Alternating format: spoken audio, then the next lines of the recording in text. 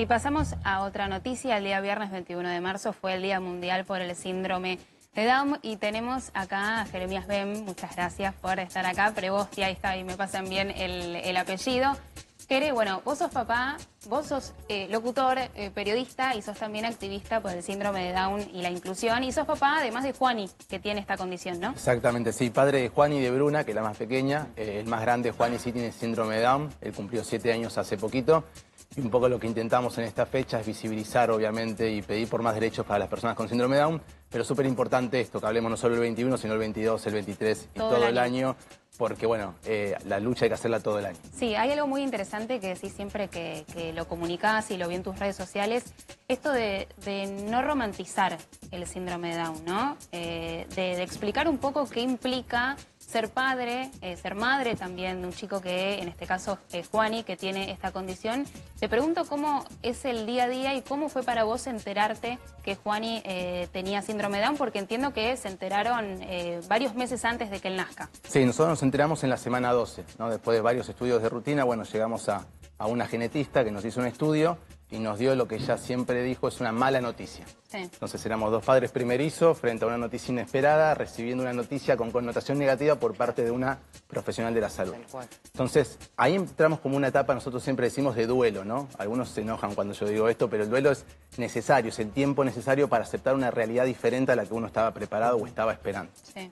Y después nosotros tuvimos la suerte, siempre digo, de enterarnos en la semana 12 porque nos permitió, si bien transitar un embarazo medio difícil desde lo anímico, sí fue clave para informarnos, ¿no? Y para llegar ese día del nacimiento de Juani con mucha más información de lo que es el síndrome de Down, de qué teníamos que estar atentos, de qué cuidados teníamos que tener. Digo, uno no sabe ser padre, mucho menos de una condición que quizás no es tan común y no se habla tanto, entonces nos sirvió ese tiempo para eso, ¿no? Y después en el día a día, bueno, nosotros ya lo tenemos súper naturalizado, digo, obviamente no romantizo ese lado porque tiene una carga para los chicos, sobre todo una sociedad que no está preparada para recibirlos, y después para los padres es un desgaste doble, siempre digo yo, estas paternidades no convencionales te llevan mucho más tiempo y mucho más desgaste físico, pero bueno, en definitiva es nuestro hijo. Digo, ahora nació Bruna y lo primero que le pregunté al pediatra es, bueno, ahora te voy a hacer preguntas básicas de padre básico, de cosas que no sé y nunca pregunté. Claro. ¿Y cómo es ser hoy papá de Juani, mientras lo vemos ahí con su mochilita yendo al colegio? Hace un ratito también lo veíamos en alguna imagen hermosa con su microfonito. ¿Cómo es hoy ser papá de Juani? No, es hermoso, digo, nosotros, hablo desde el lugar de padre acá, dejo la condición de lado. Sí, si tengo que ponerme a hablar de la condición, bueno, hay muchas barreras que hoy tenemos que seguir saltando y a veces, como decía recién, es un poco agotador. Pero hay un batallar, a ver, te lo digo porque también tengo familiar cerca. Es muy distinto si de repente tiene una situación económica que acompaña a la familia en todo aquello a lo que tenés que recurrir desde la estimulación temprana, colegios, maestros integradores. Hay ahí una gran diferencia entre lo que por ahí, si toca en el contexto de una familia que por ahí tiene una red de contención, incluido el componente económico para no esquivarle el bulto, que si le pasa por ahí una familia de condición socioeconómica más baja. Sí, obvio. De hecho, hablemos de lo económico, que me parece que es lo más importante. Digo, hoy Juani hace 3 terapias, tiene un acompañante todo el día en el colegio y el transporte que lo lleva a sus terapias. Estamos hablando de más de 1 millón de pesos de gastos en eso. ¿Sí?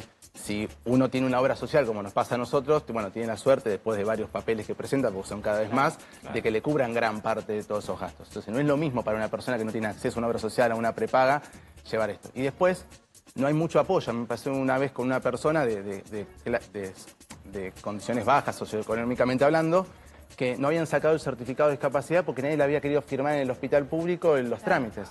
Y el certificado de discapacidad le da los transportes para que pueda ir con los chicos a las terapias, les facilita también muchos apoyos. Entonces hay con mucha falta de información también y obviamente que es complicado.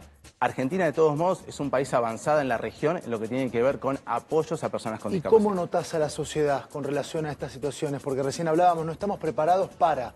¿Cómo notás a la sociedad? Mira, yo siempre digo lo mismo, ¿no? Estamos transicionando de lo que es integración, o sea, dejarlos que formen parte de nuestros círculos, a inclusión, que realmente estén incluidos, pero todavía estamos lejos de esa realidad, lamentablemente. La verdad que la sociedad veo que va abriendo, da visibilidad y demás, pero en los últimos años, sobre todo con esto que ha pasado en las redes en el último tiempo, estamos como volviendo un poco más para atrás, ¿no? Digo, ya se está como estigmatizando mucho más a la persona, sobre todo en... Lo veo en los más jóvenes, ¿no? Yo uso mucho redes sociales, Twitter sobre todo, y el abuso de ciertas terminologías para referirse a las personas ha crecido, pero ya no hay vergüenza. ¿Cómo duele eso? Sí. Me quiero detener en eso, porque es de lo que más duele, cuando lo utilizan como un insulto, esa expresión, pero a veces... Gente que se sienta en nuestra misma mesa, ¿no? Gente tremendo, que por ahí... y lo siguen usando como insulto. ¿Cómo duele eso, no?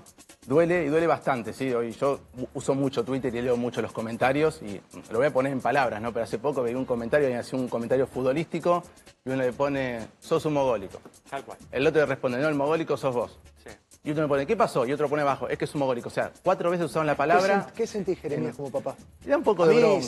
Se me parte el corazón. Da un poco de bronca. En una época me los reportaba, pero ya después que me decía Twitter que no pasaba nada, es como que en un momento dejé de hacerlo. Lo que trato de hacer es visibilizarlo. Sí, me pasó a mí, digo, una vez yo opino mucho sobre fútbol en Twitter y uno me puso, porque estaba hablando de Boca, con razón te salió un hijo mongo. Ay, Dios.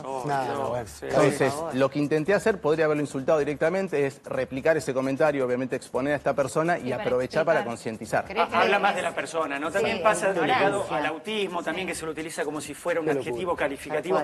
Y duele tanto cuando escuchas eso. Perdón, que tiene que ver con los discursos de odio, ni hablar, y también con la falta de información, ¿no? Por eso me parece importante que vos como activista puedas aprovechar esos momentos, no para descargar la impotencia que te debe generar que te digan algo así, sino también para informar. Sí, bueno, intentamos eso, ¿no? Yo ya un poco pasé la parte de que ya me ofendo y me hace mal, digo, yo estoy un poco más, tengo el cuero un poco más duro, como digo, pero digo, pasa y está bueno que lo visibilicemos y está bueno estas oportunidades, ¿no? De poder traer el tema a la mesa. Ahora, tenés espacio, vos dijiste que se enteraron en la semana 12 del embarazo y de esa manera tuvieron más herramientas para proyectar. Hoy tenés a tu pibe chiquito. ¿Estás proyectando adolescencia, juventud ya dentro de tu cabeza o con las herramientas que te da la ciencia, la posibilidad de charlar con otros papás? ¿Se proyecta ya desde chiquitito la adolescencia? Concretamente, ¿cómo va a ser mi pibe a los 15? ¿Cómo va a ser y qué voy a hacer yo en todo caso cuando tenga 25, etcétera, etcétera? Es interesante la pregunta, ¿no? Porque uno cuando pasa ese duelo, que digo al principio, lo primero que se da cuenta es que no hay tiempo para pensar muy en el futuro, ¿no? Esto es un día a la vez, ¿viste? A veces me dicen, ¿llego a terminar el colegio acá en este? Y no sé, ojalá la integradora llegue la semana que viene, ¿viste? Uno se va fijando como fijando pequeñas metas, pero uno siempre piensa en el futuro y qué va a hacer cuando yo no esté. Entonces ahí empieza a pensar en etapas. Y empieza a juntarse con otros padres, con personas más adultas, adolescentes, adultos, y va proyectando un poco. Y es entender, bueno, qué tengo que ir preparando ahora para que en ese momento le sirva. Después, cada persona es una persona. ¿Sí? Eso es muy distinto. ¿Y dónde buscaron las herramientas a la hora de criar a Juani? Que entiendo que deben ser crianzas, vos tenés otra nena, nos menciona. Sí, más chica. Bueno, debe haber una crianza que es símil en ambos casos y debe haber manejos distintos con ambos. Acudieron especialistas, leyeron mucho, vos recién comentabas que estuvo bueno enterarse antes en el embarazo para tener todo un tiempo más allá del duelo para poder informarse. ¿Cuáles son esos recursos o esas herramientas que buscaron? Bien, bueno, es importante lo que decís, no googleen por las dudas, digo, ahí no van a encontrar ninguna respuesta a nada. Pero bueno, sí, empezamos a hablar con asociaciones, con otros padres, nos empezó a servir mucho cuando empezamos a ver la condición mucho más de cerca. Eso nos pasó, nosotros no teníamos en nuestro círculo cercano ninguna persona con síndrome de Down. Claro. Y cuando empezamos a dialogar, a ver otras personas, empezamos a cambiar un poco la realidad. Y después sí, profesionales, equipo de terapeutas, digo, uno se va juntando y va empezando a entender un poco qué tiene que ir. Y después cada año es diferente. Bueno, este año vamos a abordar esto, este año vamos a abordar aquello. Y ahí el equipo médico de él nos va acompañando y también sus terapeutas en las recomendaciones para ir transitándolo. Pero es fundamental, más allá de verlo como una crianza especial, es que en algún momento también lo normalicemos. Claro. Lo digo yo como padre, que a veces Juani quiere comer una banana y digo, bueno, anda a buscarla, como hacerme el que sos independiente, y cuando abre la heladera estoy yo atrás mirándolo a ver qué pasa, ¿no? Absolutamente. Bueno, darle esas herramientas. Claro, exactamente. Empezar a que él también tome confianza en sí mismo, y lo ayudó mucho también la crianza con la hermana. En los primeros 4 años estuvo solo, después llegó la hermana, y la hermana, bueno, es su sargento. ¿Qué le dirías a unos papás que se acaban de enterar para que, digamos, sientan distinto que como esa médica que, como bien decías, estuvo horrible a la manera de decirte una mala noticia, digamos, que de la parte de todo lo lindo que les podés avisar para que lo transiten de otra manera, ¿no? Bueno, lo primero que le diría, los felicitaría porque le ha llegado un hijo, ¿no? Total, que es una bendición. Pasa mucho, me pasó a mí, que había gente que me escribía y decía, Jere, no sé qué decirte. Bueno, felicitame porque digo, estamos esperando un hijo y llegó y nosotros queríamos esto.